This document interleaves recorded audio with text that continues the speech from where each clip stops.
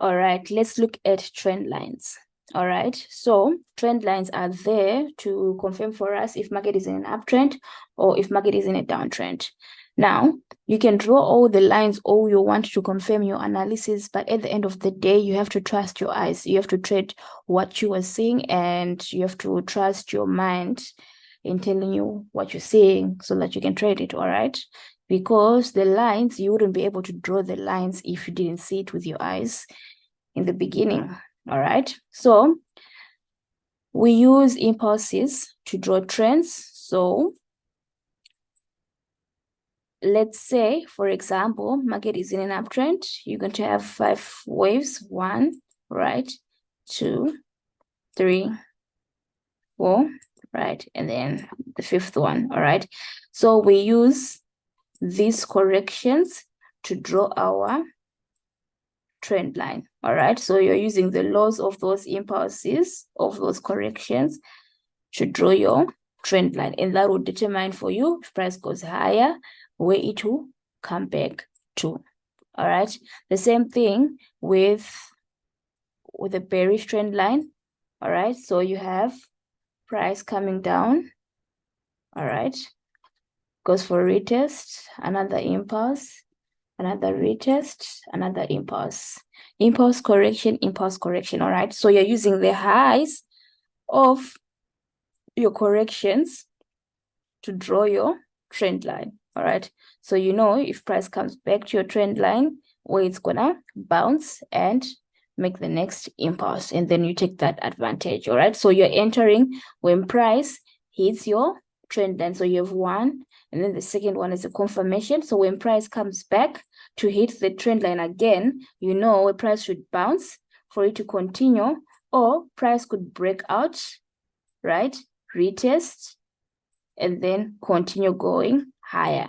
Now that will be a trend change, all right? The trend would have changed. So you have your breakout, your retest, and then market reverses. So the trend would have reversed from that point. All right. Now let's use that on the markets. Right. Now let's look at our monthly time frame. On our monthly time frame, we have 1 and we have 2. All right. Now on the monthly time frame, this is the trend that we would want to use, because we have 1 impulse and we have 2 impulses. Okay, we have 1 impulse, and then we have attempting the second impulse. Now this has not been confirmed yet because price hasn't broken above our high to continue going. So that impulse will only be confirmed when price breaks the high to continue going higher. All right.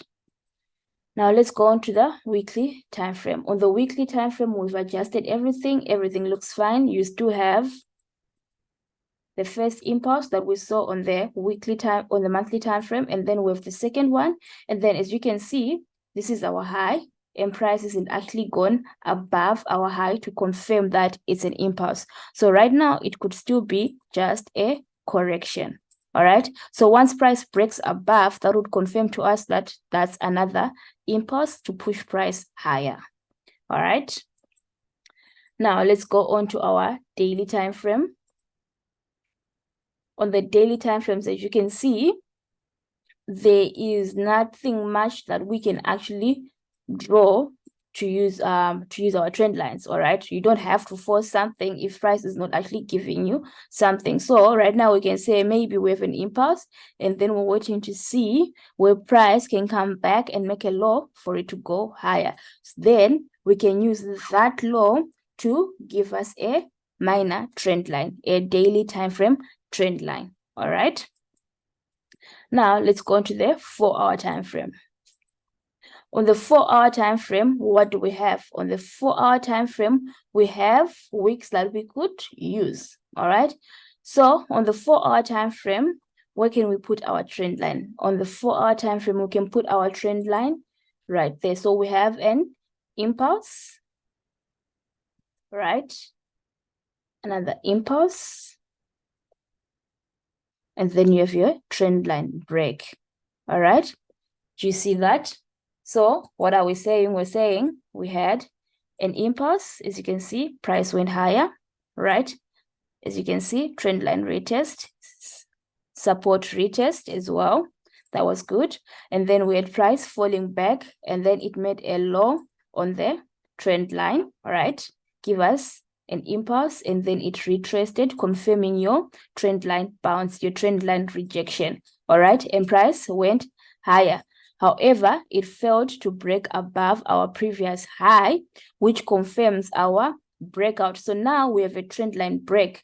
When we have a trend line break, it tells us that we have a trend reversal. All right. So since we have a trend line break, we are saying price can come back. This is the high that it gave us before it broke the trend line. All right. So what we do, we should adjust our zone, and then we put our trend, our resistance there, the high that price made before it broke the trend line. All right. So now we have our resistance there. Price, if broken out of the trend line, we can expect price to come back to that resistance. All right. To retest and to retest our trend line. And then we would want to see a rejection at that area that pushes price down. All right. And then we can have maybe our first take profit. If price doesn't reach here first, our first take profit. But if price falls and reaches that support, we can expect to see perhaps price retesting, right? Or price making a new low, right? Pushing price down, right? And then you can have your first take profit right there, all right? You can even have your take profit right there, and then watch price to see what's going to happen later, and you can catch the next trade. And then this trade, we discussed it in our week fill video. All right. So if you want that information, then you should just go watch that video and then combine it with this information. All right. So this is our week 4-hour view. Now let's go on to the 1 hour time frame. All right. So on the 1 hour time frame, we have the trend line that we put on the 4-hour time frame. And since now this is what we are working with, right? I would not adjust anything else. All right. What I would do is I would keep in mind that this I'm using on the 4-hour time frame. And for now, it's okay. You can adjust it if you want, and you can have price like this, so that price is not cutting through candlesticks. All right. You should always be careful for your line, for your zones to not cut through candlesticks. So we just adjusted our 4-hour time frame to fit the 1 hour time frame. All right.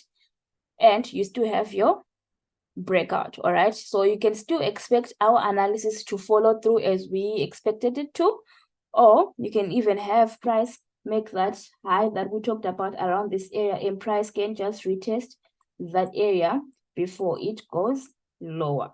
All right. So those are the two areas that you need to watch. This high, if price manages to respect that, then you should not expect price to reach this. However, price might come to take out stop losses before it pushes this lower. That's another story. All right. But for now, we're concentrating on trend lines. So now that we have our bullish trend lines, since we are saying price is falling down, right? We might look at a at a smaller time frame trend line. All right. Now let's go on the 50-minute time frame. Let's see what the 50-minute time frame is saying. All right. On the 50-minute time frame, we are now looking at a downtrend, because if you go on the 1 hour time frame, right, as you can see, this price is going down. So if this price is going down on the 1 hour time frame, that means we can have a 15-minute minor trend line. All right. Now, if we go on our 15-minute time frame, let's look at our price and see where we can put our trend line. We're looking for the last two impulses, right, of our trend, of our wave pattern. All right. So the last two impulses, we have this. We have this one right here, and then we have this one right here. What do we mean about that?